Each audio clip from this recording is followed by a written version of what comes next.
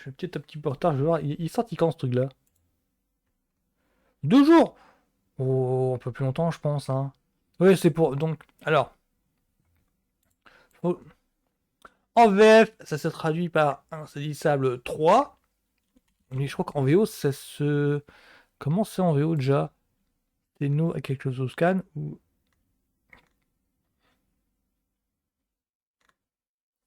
Alors, comment c'est en VO déjà?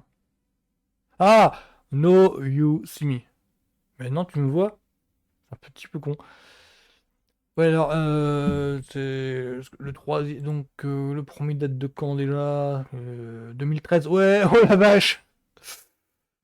2013, 12 ans. Ouais, ça s'appelle une suite tardive. Parce que le deuxième, il est sorti genre quelques temps après. Ouais, il est sorti en 2016. Ouais, donc, oula, vache! Presque 9 ans. Bah alors, Insaisissable, pour résumer le postulat, Insaisissable, c'est donc un groupe de magiciens illusionnistes. Il y a un petit, il y a un petit, il y a une petite ambiguïté par rapport à leur, entre guillemets, pouvoir. Dans le sens où, alors, dans la balance du premier, si je me rappelle bien, il y avait un truc de. euh, ah, je crois que ça s'appelle du close-up, je crois. Enfin, les tours avec les mains et genre. Je crois. Ah, comment expliquer ça? Les tours avec. Enfin, la manipulation des cartes, par exemple, à 2 centimètres de leur, pas de leur victime, quand même pas, faut pas déconner, mais de leur assistant, enfin de la personne random qui leur sert assistant. Et donc il y avait un petit ambiguïté sur. Alors ce sont vraiment des magiciens, c'est parce que ce ne sont pas des magiciens, mais genre David Copperfield, enfin quoique, c'est c'est pas la. il y a- Normalement, c'est censé être dans le monde réel, et donc il n'y a pas de magie de genre pouvoir naturel. C'est ça que je veux dire. Et donc les quatre utilisent des trucs et astuces pour leur numéro.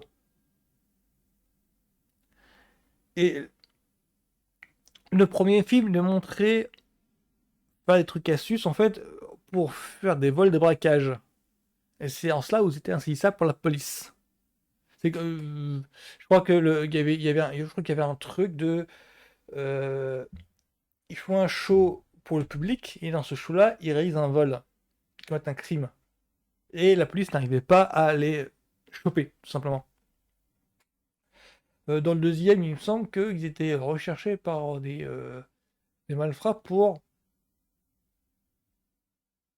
les intégrer à leur mafia. Enfin, je crois il y avait un truc dans ce genre-là où ils devaient rejoindre le grand banditisme. J'ai pas trop compris. Il était efficace, mais sans plus. Et bah là, c'est le troisième et ça se déroule genre, ouais, 9 ans après. Alors, je crois alors il y a Woody Harrelson, il y a Jed Eisenberg. Jed Eisenberg, c'est le mec qui fait Zuckerberg dans le Social Network. Il y a encore deux, trois autres. Il y a Mark Ruffalo qui fait Hulk dans le MCU. Et je crois qu'il y a d'autres encore. Là, je suis obligé de regarder un petit peu.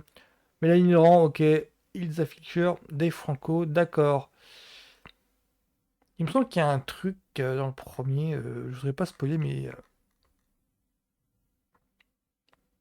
Ah oui, là, je peux pas dire sinon je spoil. Ouais, je viens de revoir un petit peu la fiche technique du premier. Donc c'est ainsi ça le 3. Alors, réalisé par qui? Ruben Fletcher. Ruben Fletcher, oui. Attends, si c'est le mec auquel je pense, c'est Melbar et. Ah non, quand même pas. Quoique si. Oui, bon, je verrai peut-être en regardant la bonne annonce là. Donc allons-y pour Insaisissable 3 qui devrait sortir cet été. Dans le monde de la magie, tout ce qui disparaît réapparaît. Oh! Ah, ça fait du bien de se revoir! Montez, vous serez notre assistant. Ok? Là, c'est la voix de Disparition Rodrigo dans CA. 2, C'est où? Daniel Atlas pour vous servir. Alors, qui veut voir un tour de magie? Oh, mais ça. Je pense que les cavaliers auraient été fiers de nous. Rien Mon que Atlas ça. était parfait. Ah ouais? Ça, c'est à moi d'en juger.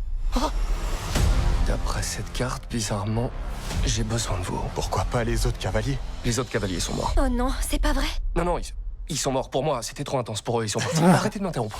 Je vous parle du tour de magie le plus énorme et le plus stylé que vous ayez jamais vu.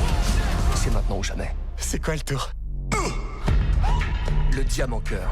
Le joyau le plus cher de l'histoire. Il a quoi de si spécial, ce diamant? C'est parce que c'est un tarot magique qu'il a dit.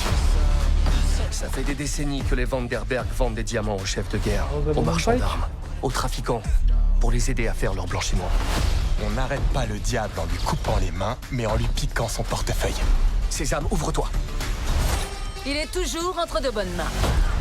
Du calme. Les diamants sont éternels. Ouais, mais non, mais là, ça fait un petit peu les TV. Je viens de truc, hein. sauver. Henley Reeves. Plus tard, le fan club. Salut les gars. Salut. Et vous êtes qui, vous? Allez, on y va. Mes cavaliers. Bah, finalement, ils reviennent tous. Réunis dans un but précis. Les bonbons font leur effet.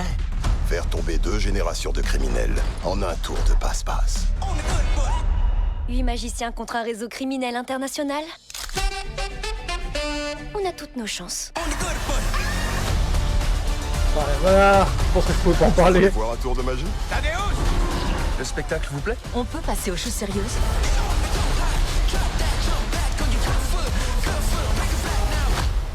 C'est un cul-de-sac, les gars. Sésame, ouvre-toi. T'as raison, lâche rien mérite. Ça se tentait, hein? Sérieux? On sait jamais. Si, là, je crois que tu savais.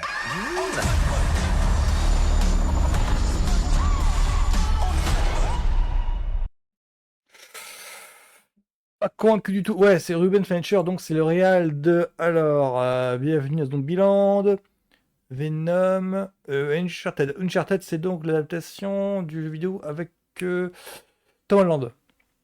Bienvenue à Zombieland, c'est donc le trip, une espèce de parodie de film de zombies. Ah, et oh, voilà.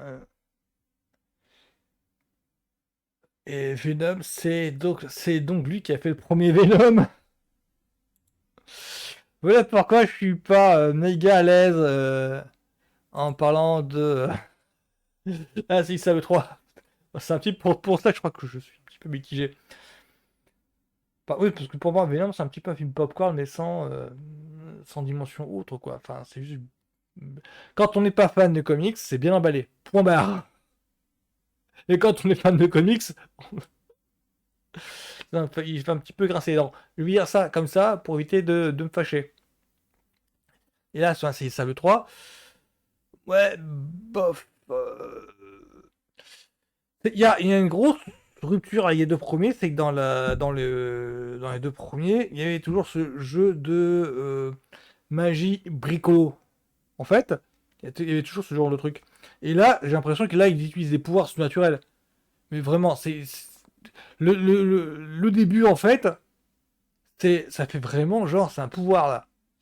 Pour moi, ça me casse un petit peu. Moi, je préférais nettement le deuxième, où ça jouait un petit peu à la cour des missions impossibles. Là, je sais pas. Là, je comprends pas où est-ce qu'ils veulent aller. Bon. Donc, pour moi, c'est... Donc, je vais dire comme ça, c'est un Sable 3.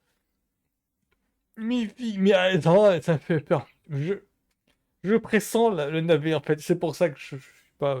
je pressens le navet. Et genre, navet avec un bon casting, parce qu'il y a Rosamund Pike, que je connais. Je crois que c'est elle qui fait la roue du temps. Il y a Woody Harrelson, j'ai l'impression qu'il cachetonne. Je pensais que ça allait être un truc... Enfin, je pensais que ça allait être un truc... Jason Eisenberg a son propre groupe maintenant. Il a lâché les autres. Et j'ai l'impression que Woody Harrelson, il intervient, il se tape la cruce, il fait un petit peu à West.